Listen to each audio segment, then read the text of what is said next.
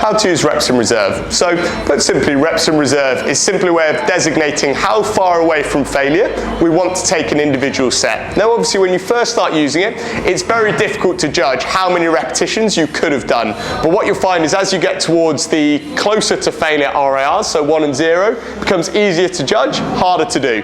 And then you can use those weeks to calibrate your previous effort to estimating your reps in reserve. So if in week 6, if you're on 0 reps in reserve and you suddenly get 10 more reps than you got last week on the same weight, you know that what you thought was 1 rep in reserve was probably actually 10 reps in reserve. So when we throw around 3 RIR or 1 RIR, what are we actually trying to say there? 3 RIR means that if you were to fail after 15 reps on leg press, you would stop at 12. That would be 3 reps short of failure.